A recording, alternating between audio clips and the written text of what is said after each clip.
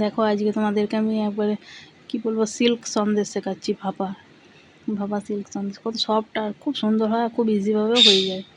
এটা আমি আমুলের তোমার দুধ নিয়েছি, প্যাকেট দুধ। এটাকে আমি গরম হতে দেবো। এবার ভিনিগার নিয়ে নিচ্ছি, ভিনিগারের মধ্যে একটু জল দিয়ে দেবো, কারণ ডাইরেক্ট ভিনিগার দিলে ছানাটা খুব হার্ড হয়ে যায়। এরকমভাবে জল মিশিয়ে নেবে। এবার 1 চামচ মতো রোল ময়দা নিয়ে নিচ্ছি। এটাকে পাতলা করে একবারে জল দিয়ে ভালো করে মিক্সড করে নিতে হবে। এই যে দেখো কত পাতলা করেছি।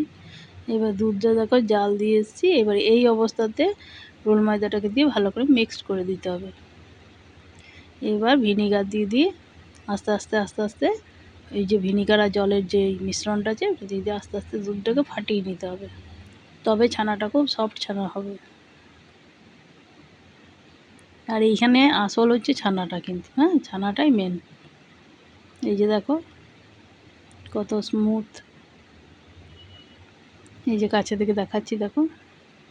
এবার ছানাটা কিন্তু গরম অবস্থায় ছেঁকে নিতে হবে, কারণ যদি জলে বেশিক্ষণ থাকে তাহলে হার্ড হয়ে যাবে, তাহলে মিষ্টিটাও খুব শক্ত হয়ে যাবে। তোমরা দেখতেই পাবে মিষ্টিটা কত সফট হয়।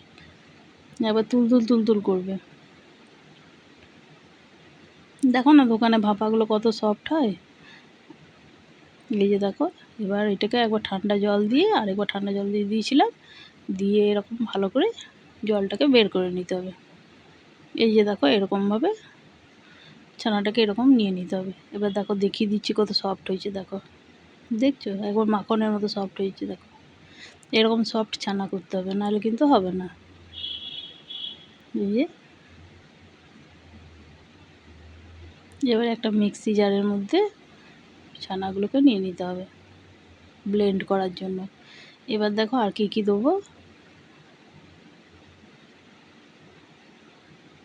এবার চিনি দিয়ে দিচ্ছি আন্দাজ মতো। এটা তো খুব বেশি মিষ্টি হয় না, তবে চিনি দিয়েছি, যদি মনে হয় আমি পরে আর একটু দিয়ে দেবো।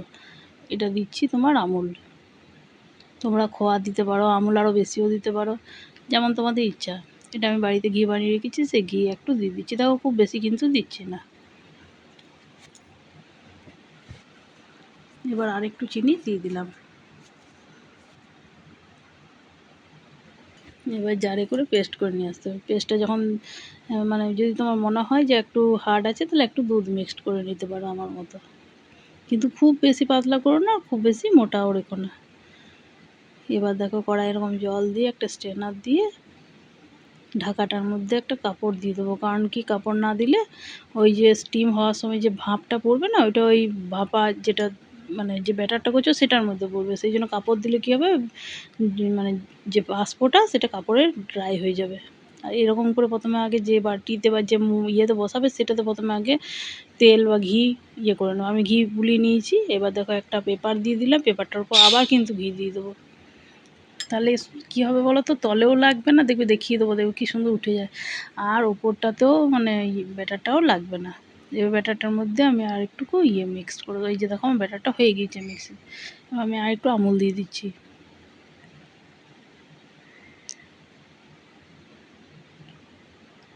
তোমরা চাইলে ব্যাটারটা কিন্তু আর একটু শক্ত রাখতে পারো।